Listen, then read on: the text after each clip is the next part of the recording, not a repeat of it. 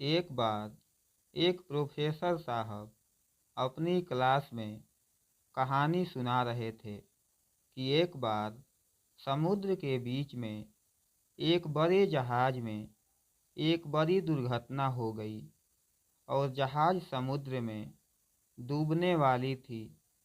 तो कप्तान ने जहाज खाली करने का आदेश दिया। जहाज पर एक युवा व्यक्ति थे। जब लाइफ बोट पर चढ़ने का उनका नंबर आया तो देखा गया कि नाव पर केवल एक व्यक्ति के लिए ही जगह बची हुई है। इस मौके पर उस व्यक्ति ने अपनी पत्नी को धक्का दिया और नाव पर कूद गया। डूबते हुए जहाज पर खड़ी औरत ने जाते हुए अपने पति से चिल्लाकर एक वाक्य कहा। अब प्रोफेसर साहब ने रुककर विद्यार्थियों से पूछा, तुम लोगों को क्या लगता है कि उस स्त्री ने अपने पति से क्या कहा होगा? ज़्यादातर विद्यार्थी फौरन चिल्लाए कि स्त्री ने कहा होगा, मैं तुमसे नफरत करती हूँ, आई हेट यू। प्रोफेसर साहब ने देखा कि एक स्टूडेंट एकदम शांत बैठा हुआ था। तो प्रोफेसर साहब ने उससे पूछा कि तुम बताओ, तुम्हें क्या लगता है? वो लड़का बोला, मुझे लगता है कि औरत ने कहा होगा कि हमारे बच्चे का ख्याल रखना। प्रोफेसर साहब को आश्चर्य हुआ और उन्होंने लड़के से पूछा, क्या तुमने यह कहानी पहले सुन रखी थी? लड़का बोला, जी नहीं, लेकिन यही बात बीमारी से मरती हुई मेरी माँ ने मेरे पिताजी से कही थी। प्रोफेसर साहब ने दुखपूर्वक कहा कि तुम्हारा उत्तर बिल्कुल सही है। और फिर उन्होंने कहानी को आगे बढ़ाई कि जहाज अंत में डूब गया, स्त्री मर गई, पति किनारे पहुंचा और उसने अपना बाकी जीवन अपनी एकमात्र पुत्री के समुचित लालन पालन में लगा दिया।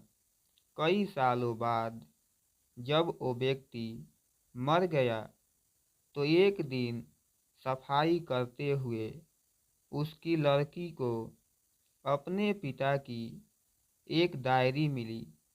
डायरी से उसे पता चला कि जिस समय उसके माता पिता उस जहाज पर सफ़र कर रहे थे तो उस समय उसकी माँ एक जानलेवा बीमारी से ग्रस्त थी और उनके जीवन के कुछ दिन ही शेष थे। ऐसे कठिन मौके पर उसके पिता ने एक कड़ा निर्णय लिया और लाइफ बोट पर कूद गए। उसके पिता ने डायरी में लिखा था कि तुम्हारे बिना मेरे जीवन का कोई मतलब नहीं। मैं तो तुम्हारे साथ ही समुद्र में समा जाना चाहता था, लेकिन अपनी संतान का ख्याल आने पर मुझे तुम्हें अकेले छोड़कर जाना पड़ा।